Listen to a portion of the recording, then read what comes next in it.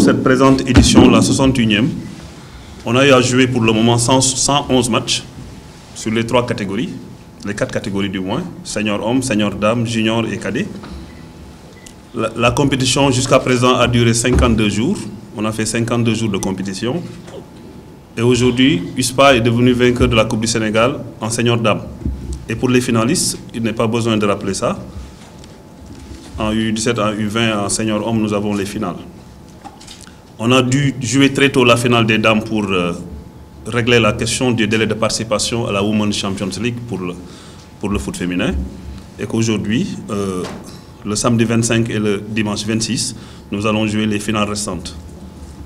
Il y avait, c'est vrai, une feuille de route pour les finales qui a été modifiée partiellement, à savoir la conférence de presse d'aujourd'hui, elle était prévue pour hier.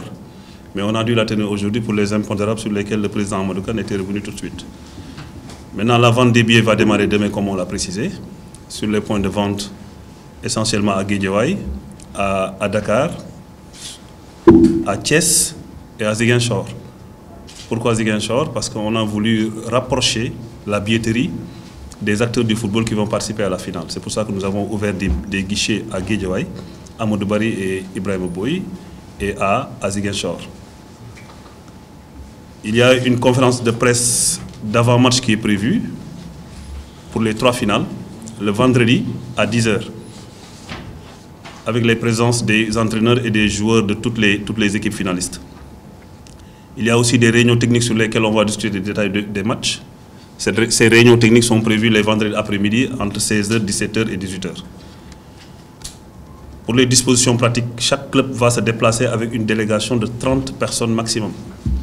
30 personnes, toutes badgées. Et ces 30 personnes-là seront récompensées ou alors en médaille d'or ou en médaille d'argent selon le résultat de l'équipe à la fin du match. Il y aura des arbitres. Les 4 arbitres du match et leurs assesseurs seront récompensés par des médailles aussi. Les zones d'échauffement, l'occupation des tribunes et l'occupation des vestiaires, tout ça a été défini clairement. Et à la réunion technique de vendredi, les équipes auront les informations irrelatives. Mais d'emblée tout de suite, je vous dirais que les équipes qui reçoivent vont occuper tout ce qui est côté gauche des stades. À partir de la loge officielle, tout ce qui est côté gauche, c'est les équipes qui reçoivent. Et tout ce qui est côté droit, ce sont les équipes reçues. À savoir, dans le cas d'espèce, les zones de gauche seront occupées par Oslo en U17, Djambara en U20 et Lusitana en senior homme. Et tout ce qui est côté droit, les jours des finales, seront occupés par Génération Foot en U17, Génération Foot en U20 et Casasport en senior homme. Donc c'est ça le plan d'occupation du stade dans sa globalité. Il y a les ballons spéciaux de la finale. Il est prévu un ballon spécial pour la finale. Et ce ballon-là, une quantité suffisante sera remise au club pour les besoins d'échauffement et de familiarisation avec l'outil de la finale. Un lot d'invitations aussi est prévu pour les équipes. Et pour cette année, on a relevé un peu le niveau d'organisation pour mettre à l'aise les participants, surtout sur la question de la mobilité. Il est prévu par le commissaire Dembassar et la commission sécurité et sûreté de mettre des escortes pour les clubs, mais aussi pour les officiels, seniors. Pour les clubs, les escortes vont les prendre dans leur lieu de regroupement pour les amener directement au stade pour des questions de mobilité et de gestion du timing. Je ne vais pas vous rappeler que ces matchs sont organisés au niveau international. Donc il y a un compte à rebours et un timing à respecter à la minute près pour que le match démarre à l'heure. Ne pas vous rappeler que le bon match, c'est le match qui démarre à l'heure. Il y a aussi la question des trophées et des récompenses. Le comité exécutif va se réunir samedi matin à Thiès pour déterminer les enveloppes financières à distribuer aux équipes. Il y a un existant, mais la tendance est à une forte demande à revoir à la hausse ces enveloppes. Et le comité exécutif, seule instance statutaire à pouvoir décider de cela, se réunira samedi pour pouvoir dire le cas échéant, est-ce qu'il y aura augmentation ou pas. La commission a procédé à la désignation de 3 commissaires pour les matchs.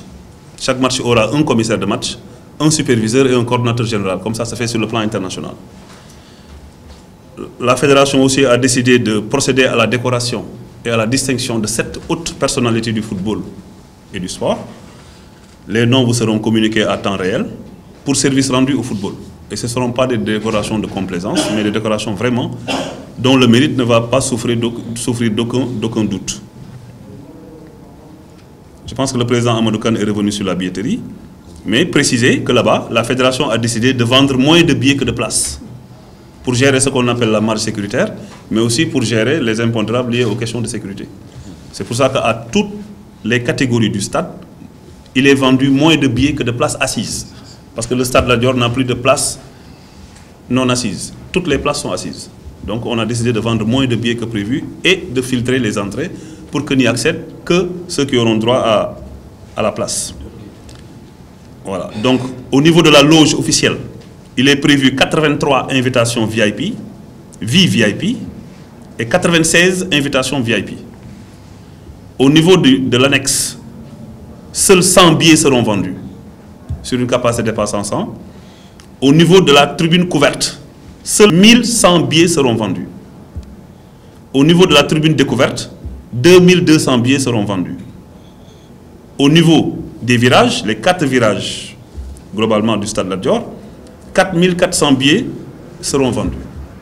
Donc si vous faites le total, c'est 7800 billets qui seront commercialisés sur une capacité dépassant 8000 places.